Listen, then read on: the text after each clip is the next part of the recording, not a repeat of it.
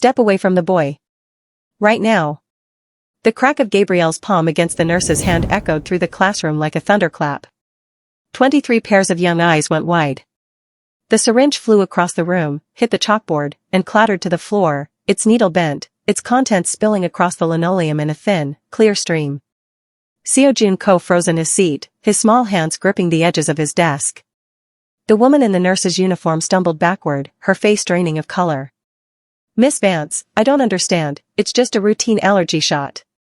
Don't. Gabrielle's voice dropped to something cold and lethal. She stepped between the woman and Seo-jun, her body a wall. I have every student's medical file memorized. Seo-jun isn't due for a shot. That syringe wasn't sealed. And you're not Nurse Kim. The woman's eyes darted toward the door. Gabrielle was faster.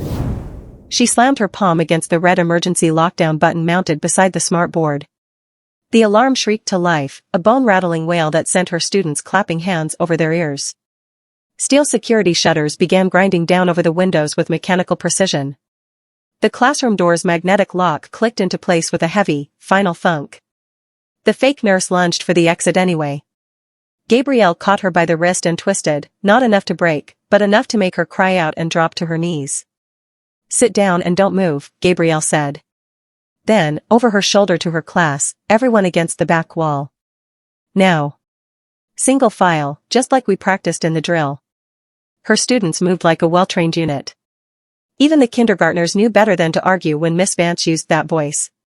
Where are you watching from? Drop it in the comments. Subscribe so you don't miss the next story. Now, let's hit the story. 11 minutes later, the classroom door exploded inward. The lock didn't stand a chance. The door hit the wall so hard it cracked the plaster. A man in a black suit stepped through first, gun drawn, eyes scanning. Then another. Then 4 more, fanning out like a tactical unit. And then he walked in. Jin-woo Ko. Gabrielle had seen him exactly twice before, once at parent-teacher conferences, where he'd said nothing and let his assistant do all the talking, and once in the parking lot, surrounded by men in suits and SUVs with tinted windows. Both times, she'd felt the weight of his presence like a shift in air pressure before a storm. Now, standing in her classroom, he looked like violence made flesh. 6'2". Black suit tailored to perfection. Dark eyes that missed nothing. The kind of face that didn't need to scowl to be terrifying, it just was. His men formed a perimeter behind him, weapons still drawn, covering every angle. Jin-woo's gaze moved across the room in a single sweep, the broken syringe on the floor, the fake nurse pinned against the wall by Gabrielle's classroom pointer pressed horizontally across her throat, the students huddled in the corner behind Miss Vance's desk, and finally, Seo-jun, small and wide-eyed, protected by the American teacher standing between him and everyone else. You triggered a level 1 breach, Jin-woo said. His voice was low, controlled, terrifying in its calmness. His English was flawless, though his accent carried the sharp edges of soul. Explain. Gabrielle didn't flinch. She kept the pointer pressed against the woman's collarbone and met Jin-woo's eyes without blinking. She tried to inject your son with something that wasn't medicine, Gabrielle said. Her voice was steady, teacher firm. The syringe wasn't sealed. She's not the regular nurse. And she smelled wrong, too much perfume, like she was covering something up. She tilted her head toward Seo-jun. Your son is safe because I was paying attention. Now tell your men to lower those guns. You're scaring my students. For 3 seconds, no one moved. 23 children held their breath. 12 armed men waited for orders. The fake nurse whimpered. Jin-woo stared at the American teacher who had just given him a command in front of his entire security team. Then, slowly, he raised one hand. His men lowered their weapons. Jin-woo walked forward, his steps deliberate, until he stood close enough to see the faint tremble in Gabrielle's hands, the only sign she was human and not made of iron. He looked down at the woman on the floor. Who sent you? He asked in Korean. The woman said nothing. Jin-woo crouched, pulled a knife from his jacket, and pressed the flat of the blade against her cheek. I'll ask once more. Mr. Ko, Gabrielle said sharply. Not in front of the children. Jin-woo's head turned toward her. Slowly. Dangerously. For the first time in 15 years, someone had interrupted him during an interrogation. Gabrielle met his stare without flinching. Whatever you're going to do, do it somewhere else. This is still my classroom. Silence. Then Jinwoo stood. He gestured to two of his men. Take her to the car. Secure the perimeter. No one leaves this building until I give the order. The fake nurse was hauled to her feet and dragged out. The door slammed shut behind them. Jinwoo turned back to Gabrielle.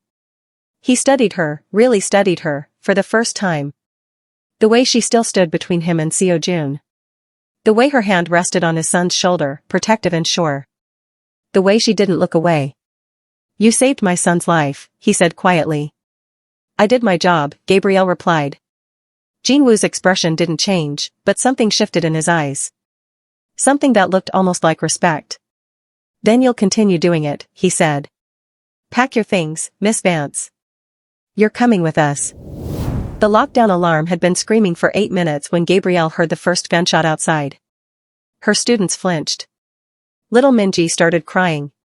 Gabrielle raised one hand, the universal teacher signal for stay calm, and the children pressed closer together against the back wall. It's okay, she said, even though she had no idea if that was true. We're safe here. The fake nurse on the floor tried to stand. Gabrielle pressed the classroom pointer harder against her throat. Don't even think about it. Through the security shutters, Gabrielle heard shouting in Korean. Car door slamming. Running footsteps. Then, silence. The kind of silence that meant something very bad or very powerful had just arrived. 30 seconds later, the intercom crackled to life. Miss Vance. It was Principal Cho, and his voice was shaking. Please open the door. Mr. Ko is here. Gabrielle's stomach dropped. She looked at Seo-jun, who had gone perfectly still in his seat. I can't unlock it from here, she called back. The system won't let me until. The door exploded inward. Gabrielle jumped.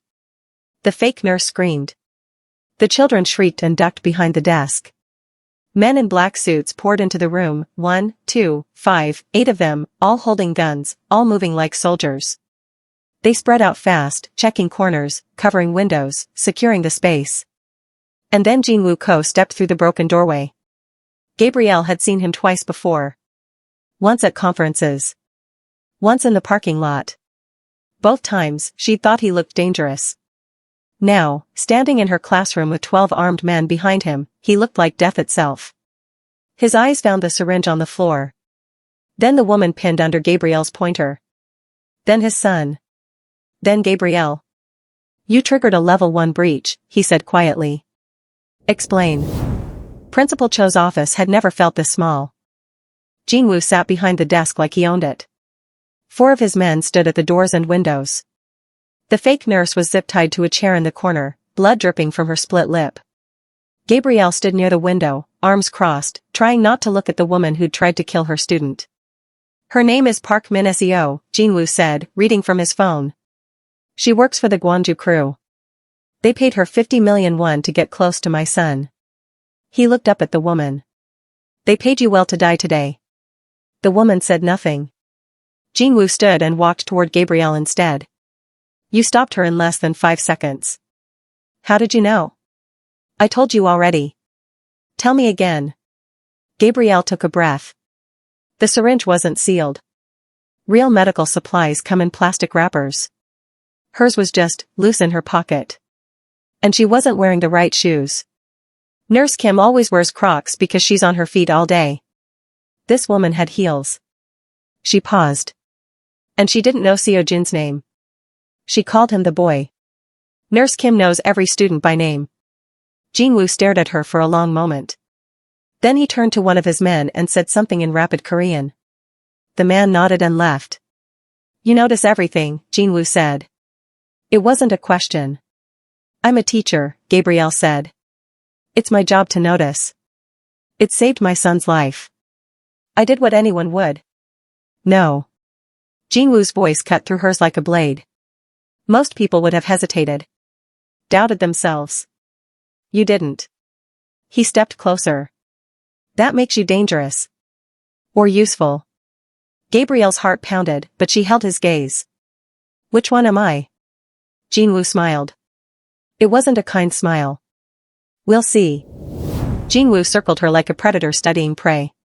Explain this skill, he said. This is noticing. Gabrielle shifted her weight. The office felt too warm, too small with him this close.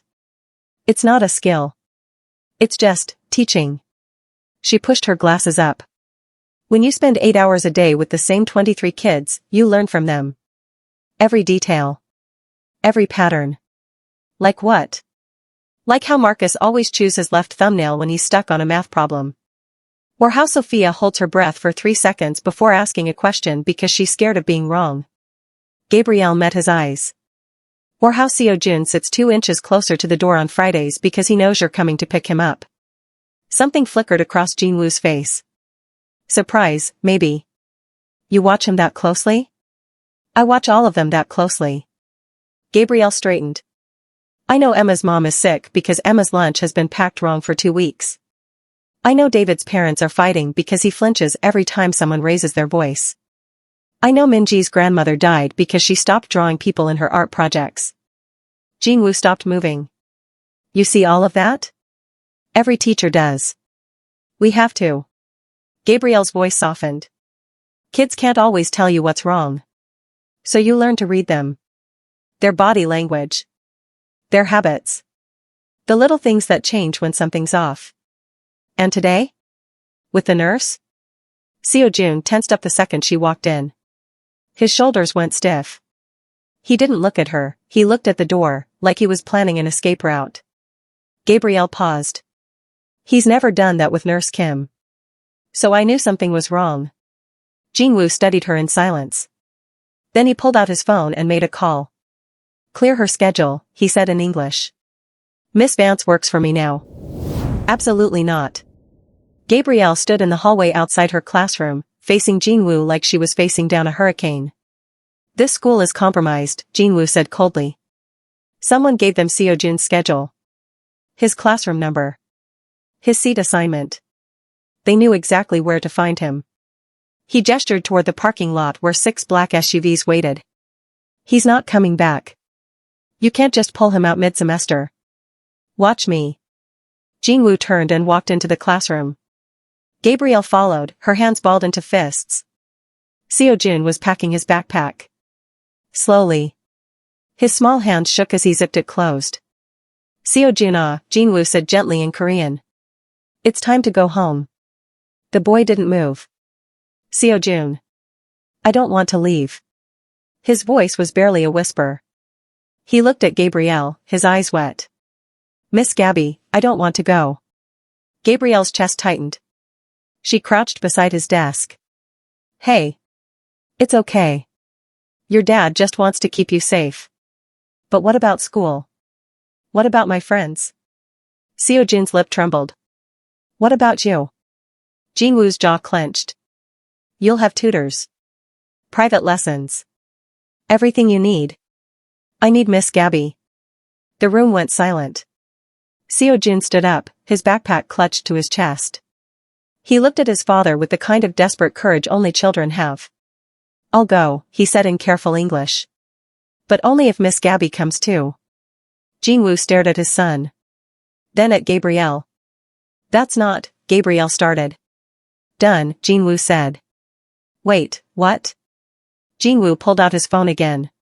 Pack your apartment tonight. My men will pick you up at 6 a.m. You're moving to the estate. I didn't agree to. Your student needs you, Miss Vance. Jingwoo's eyes locked onto hers. Or was that all talk? The co-estate wasn't a house. It was a fortress. 20-foot walls. Security cameras every 10 feet.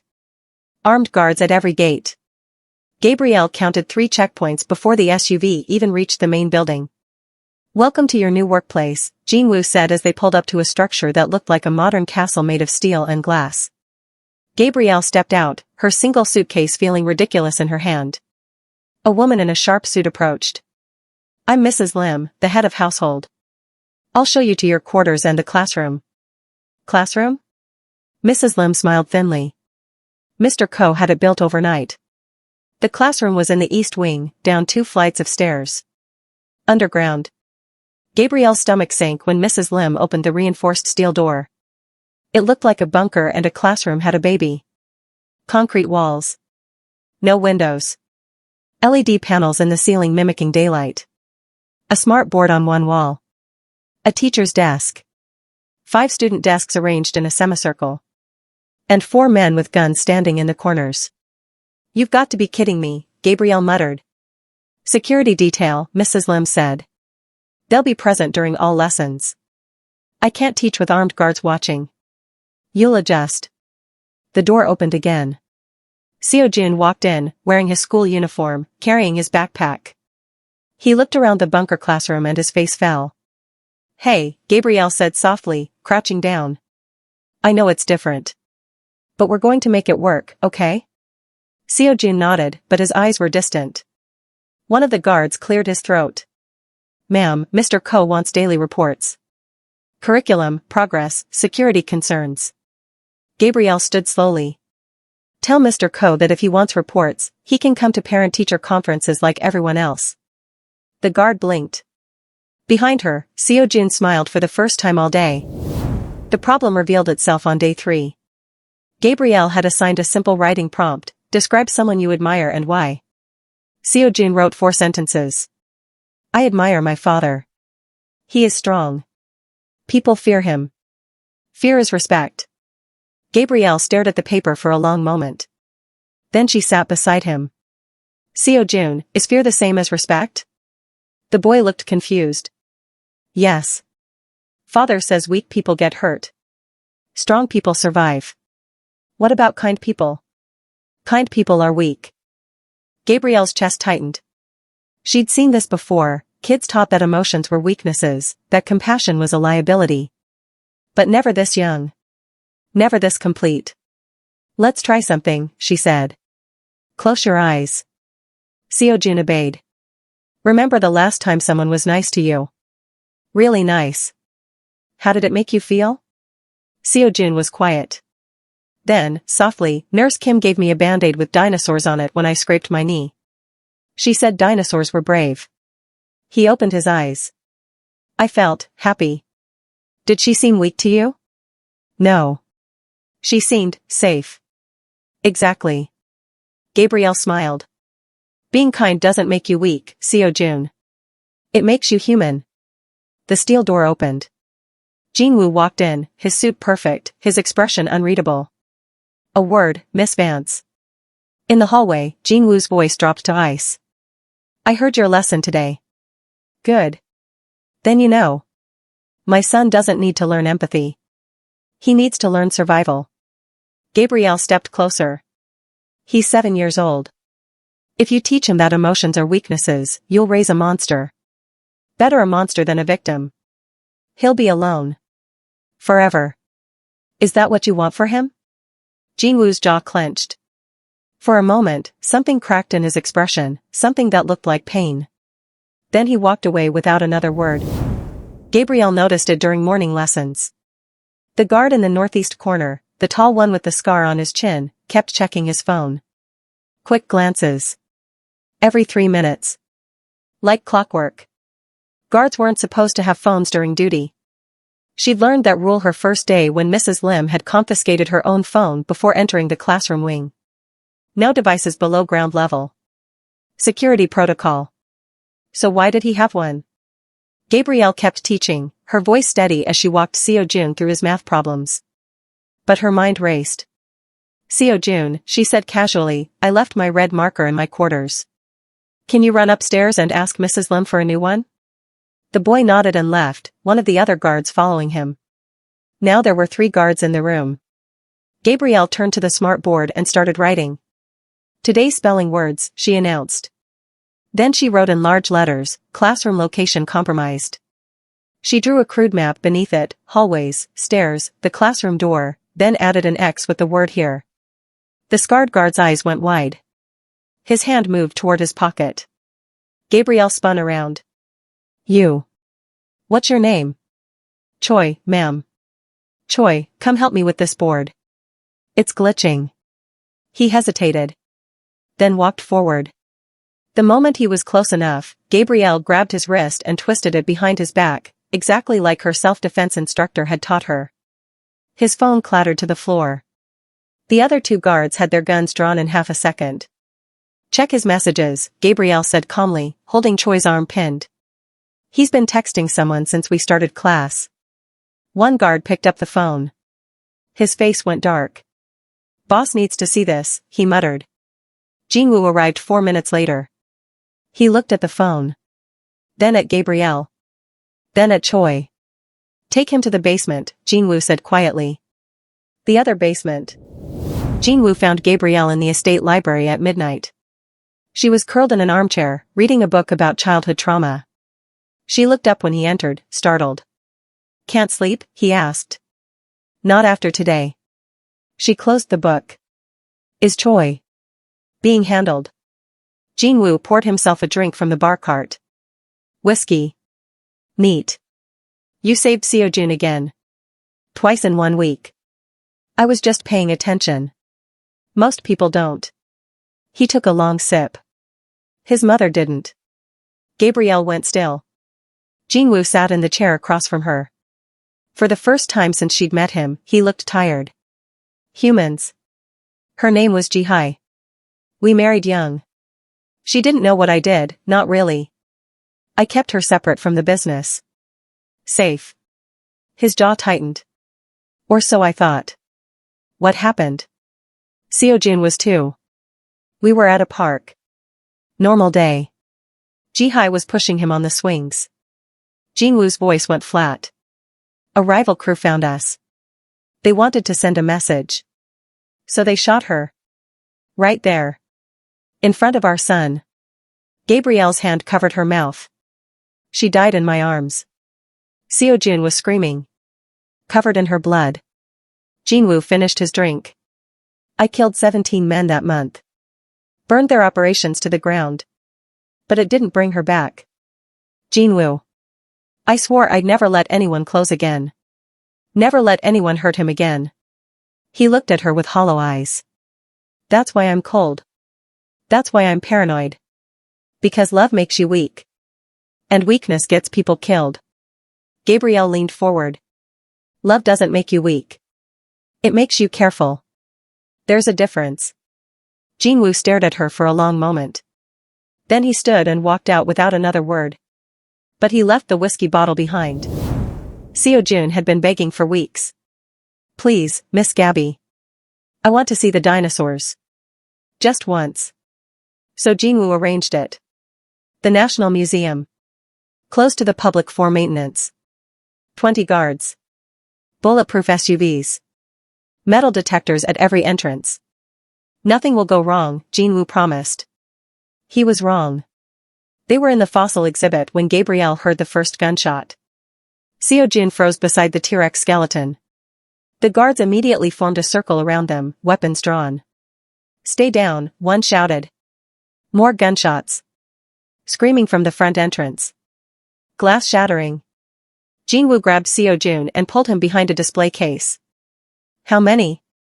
At least 15, a guard reported. They came through the east and west entrances. We're surrounded. Gabrielle's mind raced. She looked up, saw the air vent in the ceiling, the maintenance ladder against the far wall. There, she said, pointing. The vents. Jingwoo followed her gaze. It's too small for my men. But not for us. Gabrielle grabbed Seojun's hand. I can get him out. Absolutely not. Do you have a better plan? Gabrielle met his eyes. Trust me. Jingwoo hesitated. Then nodded. 2 guards boosted Gabrielle up. She kicked open the vent cover and pulled herself inside. Then reached down for Seojun. I'm scared, he whispered. I know. But I've got you. She grabbed his hands and hauled him up. Behind them, gunfire erupted. Go. Jingwoo shouted. I'll find you. Gabrielle crawled forward into the darkness, Seojun clinging to her ankle. The vent was narrow, hot, and suffocating. But she kept moving. Left turn. Right turn. Straight. Behind them, the sounds of fighting grew distant. Miss Gabby? Seo-jun's voice trembled. Are we going to die? Not today, she said firmly. Not ever. I promise. They dropped out of the vent into a storage room.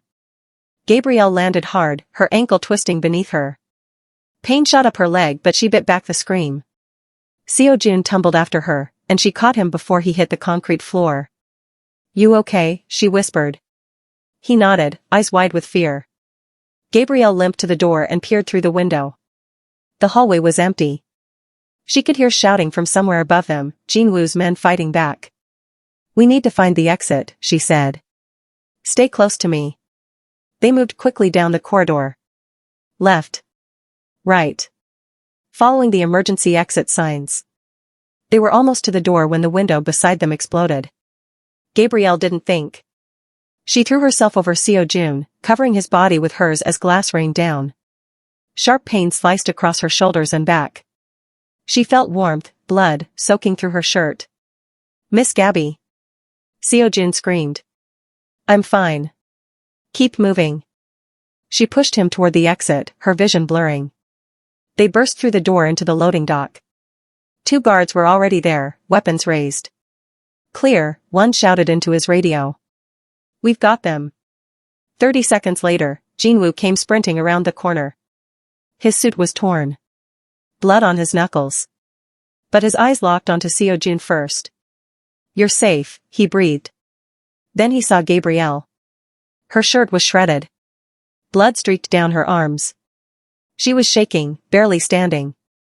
Jinwoo crossed the distance in 2 strides. You're hurt. I'm fine. You're bleeding. His hands hovered over her shoulders, careful not to touch. For the first time since she'd met him, his voice cracked. You could have died. So could he, Gabrielle said simply. Jinwoo stared at her. Something shifted in his expression, something raw and unguarded. Thank you, he whispered. Gabrielle was grading papers in the library when Jinwoo appeared in the doorway. Teach me, he said. She looked up, confused. Teach you what? English. Better English. He stepped inside, his expression serious. I can speak it. But I don't understand it the way you do. The way Seo-jun is learning it. Gabrielle set down her pen. You want English lessons? Yes. Why? Jinwoo sat across from her. Because when you told me to trust you in the museum, I almost didn't understand. Your tone.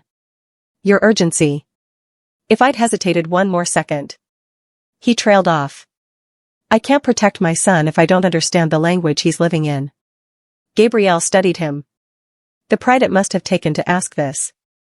To admit he needed help. Okay, she said. But I'm the teacher. You follow my rules. Done. They started that night. 1 hour after Seo-jun's bedtime.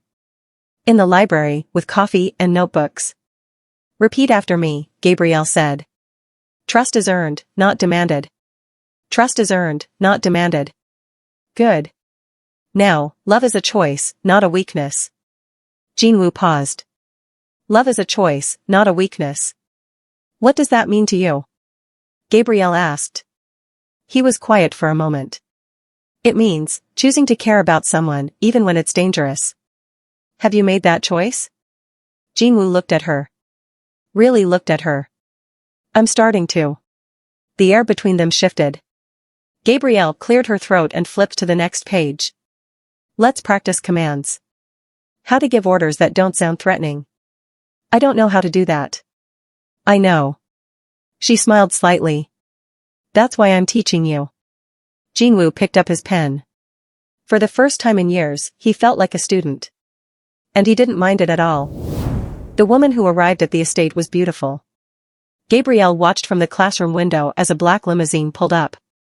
A woman stepped out, tall, elegant, wearing a red dress that probably cost more than Gabrielle's entire wardrobe. Who's that? Seo-jun asked, standing on his tiptoes to see. I don't know. But Mrs. Lim did. She appeared in the doorway, her expression tight. Miss Vance, Mr. Ko requests your presence in the main hall. Immediately. Gabrielle's stomach twisted. The main hall was filled with people. Jinwoo stood at the center, surrounded by older men in expensive suits. And beside him, the woman in red. "Ah, Miss Vance." One of the men smiled. "The famous teacher. We've heard so much about you." Jinwoo's expression was unreadable. The woman extended her hand. "I'm Song Yuna. It's nice to meet you." Her English was perfect. Her smile was sharp. "Nice to meet you too," Gabrielle said carefully. "Yuna's father leads the Southern Territories," Jinwoo explained, his voice formal. "We're discussing a merger. A partnership to end the conflict." "A marriage," Yuna corrected smoothly. She looked at Jinwoo like he was already hers. "To unite our families. Bring peace." The words hit Gabrielle like a punch to the chest. "Marriage. That's great," Gabrielle heard herself say. "Congratulations." Jinwoo's jaw tightened. "Nothing is decided yet," Yuna added, smiling. Gabrielle excused herself. She walked back to the classroom, her hands shaking. It shouldn't matter. Jinwoo was her employer. Nothing more. But when she closed the door and leaned against it, she felt something hot and bitter rising in her throat. Jealousy. She was jealous. And she hated herself for it. Gabrielle had been teaching Seojun negotiation skills for 3 weeks. Not the kind his father used: threats, intimidation, fear. The kind that required listening. Understanding what the other person needed. Finding solutions that helped everyone. "It's called empathy-based problem solving," she'd explained. "The strongest leaders don't force people to follow. They inspire people to want to." Seojun had been skeptical. "Father says compromise is weakness." "Your father is wrong." The test came unexpectedly. 2 of Jinwoo's captains were fighting over territory in the East District. The argument had turned violent. 3 men were in the hospital. Jinwoo was about to execute both captains to set an example. Seojun heard about it from the guards. He found his father in the war room, surrounded by maps and angry men. "Father," Seojun said in Korean, his voice small but steady. "Can I try something first?" Jinwoo turned, surprised. "Seojun, this isn't." "Please. Miss Gabby taught me how to fix problems. Let me try." The room went silent. Jinwoo stared at his 7-year-old son. Then nodded slowly. 5 minutes. Seojun stepped forward. He looked at both captains. "You're fighting because you both need money for your families, right?" The men blinked, surprised. "What if you shared the territory?" Seojun continued. "Split the profits. That way both families get what they need. And father doesn't lose 2 good captains." One captain started to argue. Then stopped. Looked at the other captain. "The kid has a point," he muttered. 10 minutes later, the deal was done. No executions. No blood. Just a handshake and a new agreement. Jinwoo walked over to Gabrielle, who'd been watching from the doorway. "What did you teach my son?" he asked quietly. "I taught him to be strong," Gabrielle said. "The right way." Jinwoo looked at Seojun, pride flooding his face. "Thank you," he whispered. The evidence arrived in a manila envelope. Jinwoo dropped it on Gabrielle's desk during morning lessons. His face was stone. "Read it," he said. Gabrielle opened the envelope. Inside were bank statements, text messages, photographs. Her hands began to shake as she read. Principal Cho. The man who'd hired her. Who'd told her she was making a difference. Who'd smiled and shaken her hand at every faculty meeting. He sold Seojun's schedule to the Gwangju crew for 200 million won. "No," Gabrielle whispered. "He wouldn't." "He did." Jinwoo's voice was ice. "He gave them everything. Classroom number. Security rotations. Seojun's allergies. Even the fake nurse's ID badge, he made it himself." Gabrielle felt sick. "Where is he now?" "My men picked him up an hour ago." She stood abruptly. "I need to see him." "Gabrielle. I need to see him." Jinwoo led her to the basement. The real basement. Where traitors went. Principal Cho sat in a metal chair, zip-tied and bleeding. He looked up when Gabrielle entered, and something like shame crossed his face. Miss Vance, he croaked. I'm sorry. Sorry? Gabrielle's voice shook with rage. You tried to kill a child. A 7-year-old boy who trusted you. I had debts. Gambling. They were going to kill my family. So you sold a student instead? She stepped closer. I trusted you. I thought you cared about those kids. I did care. But I didn't have a choice. There's always a choice. Gabrielle turned to Jinwoo. Do what you need to do. I don't want to see him again. She walked out, her heart breaking. The people you trust the most can hurt you the worst. She'd taught that lesson to Seo-jun. Now she understood it herself. The attack came at 3 a.m. Gabrielle woke to gunfire and alarms. She threw on her robe and ran into the hallway. Guards were shouting in Korean, running toward the main entrance. Miss Vance. Mrs. Lim grabbed her arm. Get to the panic room. Now. Where's Seo-jun? With his father in the East Wing. An explosion rocked the building. The lights flickered. Gabrielle ran toward the East Wing. She found Seo-jun in his bedroom, crying, while Jinwoo barked orders into his phone. How many? Jinwoo demanded. At least 30, a voice crackled back. They breached the north and south gates simultaneously. We're outnumbered. Gabrielle's mind raced. 30 attackers. Multiple entry points. Just like the museum. Jinwoo, she said.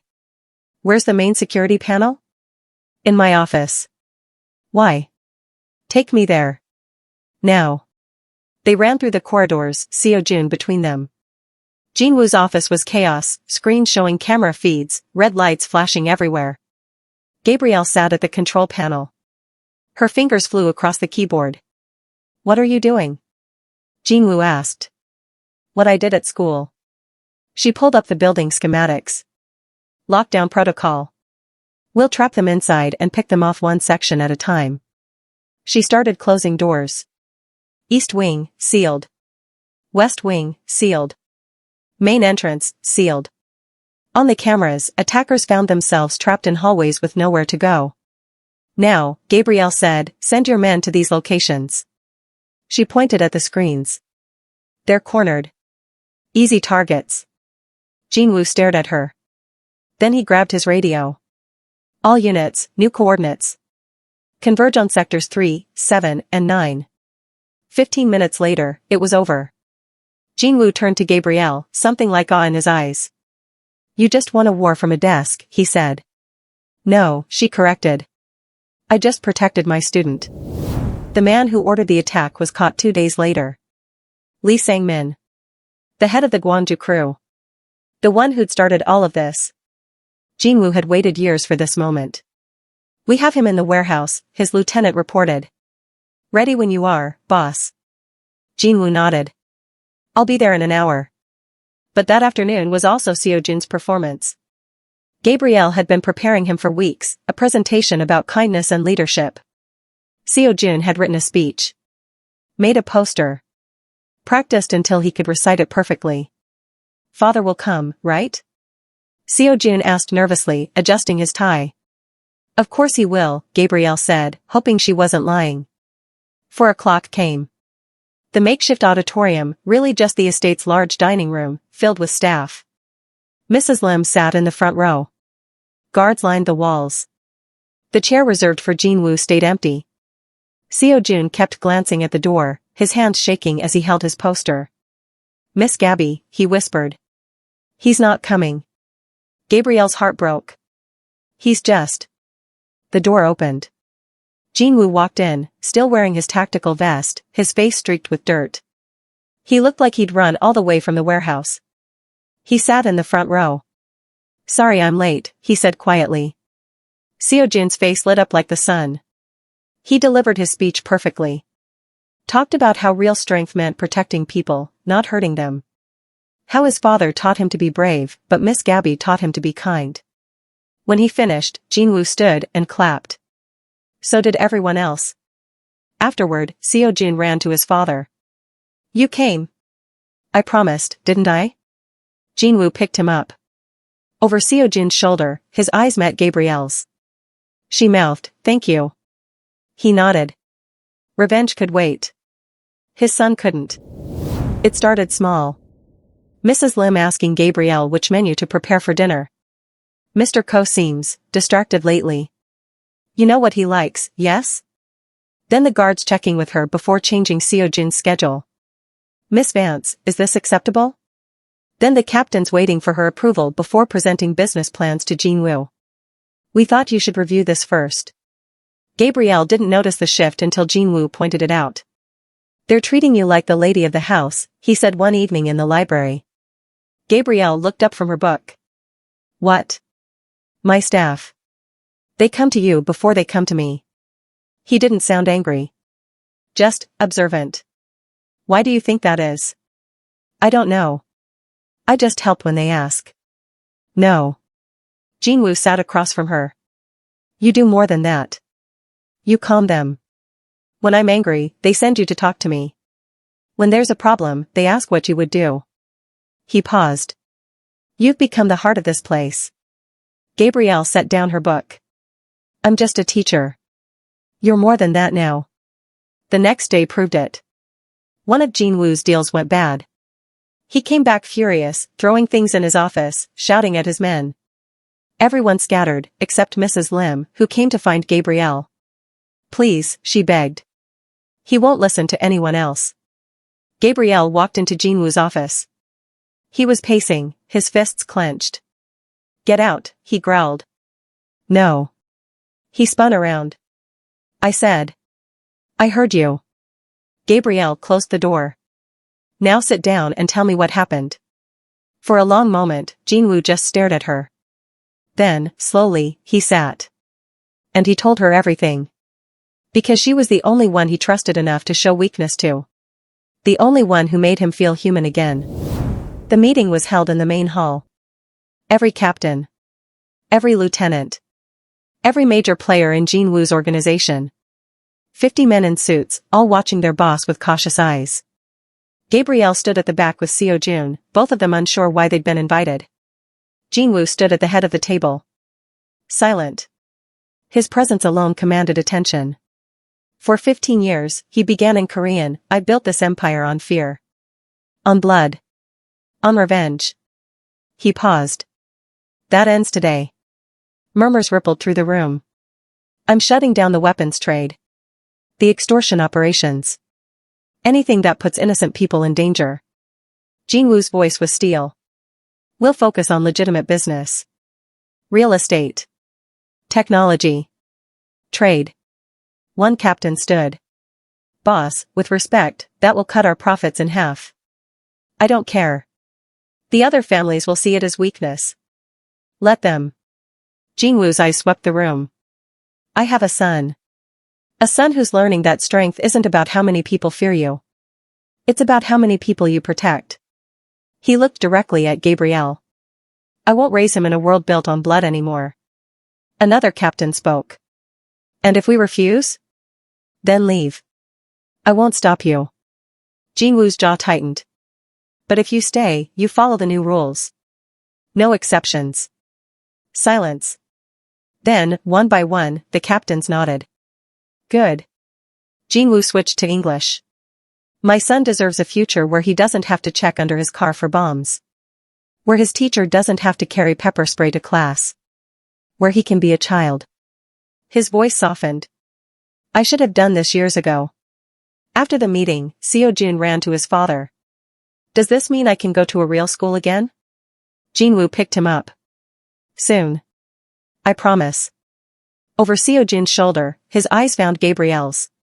She smiled. And Jinwoo smiled back. The school opened on a Monday in September. It wasn't large, just one building with 6 classrooms, a library, a cafeteria, and a playground. But it was beautiful. Modern. Safe. Surrounded by gardens instead of walls. The Ko Academy, the sign read. Where strength meets kindness. Gabrielle stood at the entrance in a navy dress, her hair pulled back, greeting students as they arrived. 20 children total, sons and daughters of Jinwoo's reformed organization, plus a few from the neighborhood. Seo Jun was the first to arrive, wearing his new uniform, his backpack bouncing as he ran. Miss Gabby. Look, other kids. He was grinning so wide it hurt to look at. I see them. Now go introduce yourself. Be kind. Seojun nodded and ran toward a group of children near the swings. Jinwoo appeared beside Gabriel, hands in his pockets, watching his son play. He's happy, Jinwoo said softly. He is. Because of you. Gabrielle shook her head. Because of us. You changed everything for him. Jinwoo turned to face her. I need to tell you something. Her heart skipped. What? The marriage proposal. With Yuna. He paused. I turned it down. 3 weeks ago.